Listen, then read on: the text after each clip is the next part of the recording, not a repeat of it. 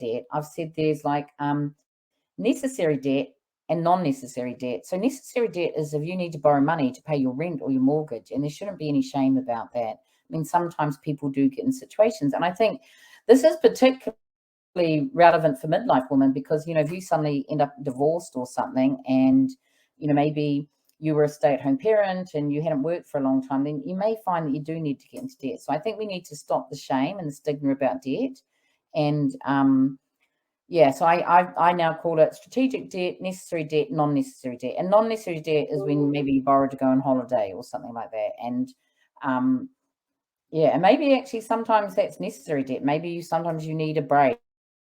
So I think, yeah, we need to stop the stigma about debt, but also acknowledge that debt can cause a lot of anxiety. So as you said, it's good to have some kind of repayment plan so you can get yourself out of debt and into a position of building wealth. So that's C.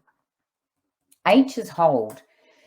One thing I see is I see a lot of women who are good at making money, but not so good at keeping it. So holding on to it and then growing it, which is expanding it. So it's about, and this links into S for spend as well. It's looking at your spending, but it's also about having a plan, you know, having a financial plan about what happens to your money, because if you plan for it, then it's more likely to happen. So it's about knowing that each month when you get paid, a certain amount of money is going to go into savings and investments. And it's called pay yourself first, this concept of pay yourself first. Yeah, very good principle. Yeah, do that before you do anything else. So, and I think this is an important part of financial literacy, and also automate it. Like, you know, money goes into your current account, you get paid, money goes into your current account. What a lot of people do is they just spend. So whatever's left, I'll save it or invest it. And then funnily enough, there's nothing left. So if you kind of automate it, as soon as you get paid, I don't know, maybe £200 goes into your savings account for something you're saving for.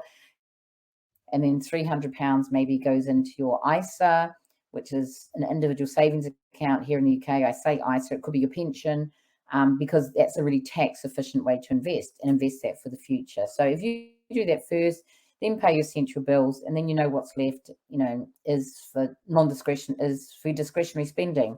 But you can work all that out in your spending plan. So hold is important.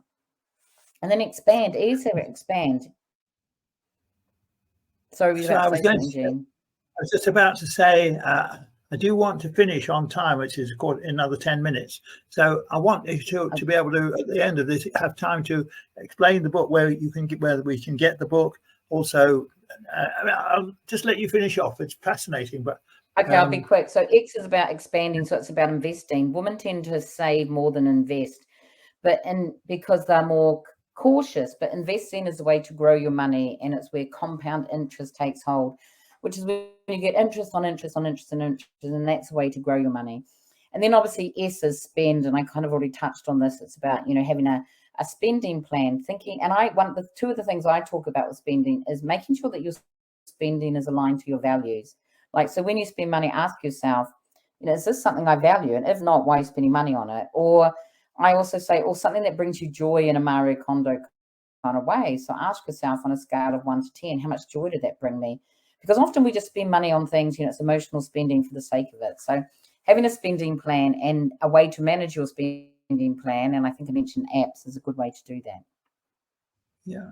Well, thank you very much for that. Model of financial literacy, the 6 pillars that you need to be thinking of. So what I wanted to say to support this is that Vix is kindly taking each of those topics and is doing a monthly article in the Butterfly Club. And the hope is that the response we'll get from people means that we can create some tools for the Butterfly Club in each of those areas, because immediately I hear Vix talking about it, I can see that there are things that we can do. That if you know, I want to do something about that. So, right, well, here is the one that we've got at the moment. I said called the Money Tracker. Is when you do it, the first time you do it, you will always be surprised, because you thought your money was going somewhere that it's not, and you know, it's all very revealing. But there are many other things that we can do using modern tools, and I would love to evolve those with Vix for you based upon what your most important needs are. So let's go on, Vix, to how people can connect with you, because we want to make sure that well, we're doing the feedback and questions.